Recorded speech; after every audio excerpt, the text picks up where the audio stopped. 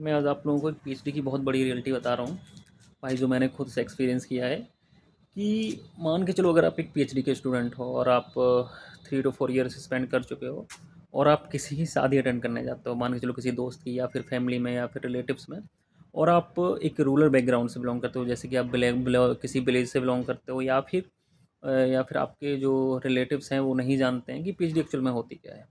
तो आप अगर शादी अटेंड करने जाओगे तो भाई वहाँ पे जो भी आपको मिलेगा ना, आपका रेट यही पूछेगा कि यार कब तक क्या कर रहे हो भाई, गवर्नमेंट जॉब कब लगेगी, पढ़ते ही रहोगे क्या। तो ये चीज़ें तो क्वेश्चन आते रहते हैं, और तो उस टाइम रियलाइज़ होता है कि यार कि क्या ही बोलें हम, क्या ही बता सकते हो भाई इन लोगों को।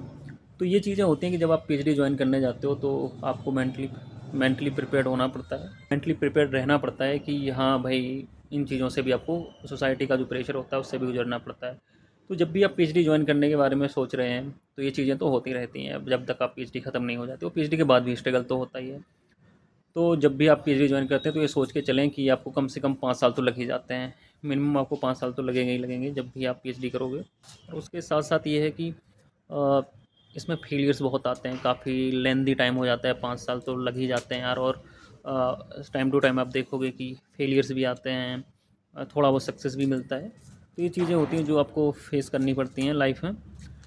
बट पीएचडी बहुत कुछ सिखाती भी है चीज़ों के बारे में, अप्स एंड डाउन्स आना, उनको कैसे टैकल करना है, कैसे आपको उनसे बाहर निकल के आना है, तो बहुत सारी चीज़ें हैं।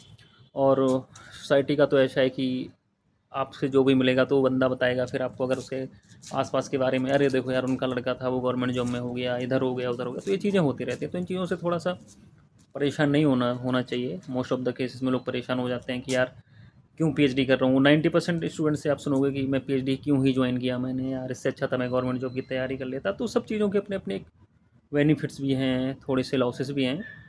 लेकिन आप जब भी पीएचडी ज्वाइन करते हो तो ये चीज़ तो आपको माइंड में रखनी पड़ेगी कि आपको ठीक ठाक टाइम, मतलब 5 साल तो कम से कम बिताना पड़ेगा, सोसाइटी का प्रेशर भी फील करना पड़ेगा। तो बस यही सब चीज़ें हैं कि अगर आप पीएचडी करने का सोच रहे हैं तो, या ज्वाइन करने वाले हैं तो, इन सब चीज़ों को थोड़ा माइंड में लेके चलिएगा कि कितने भी फेलियर्स आएंगे मैं उनसे ओवरकम कर जाऊँगा और पीएचडी ख़त्म कर लूँगा। तो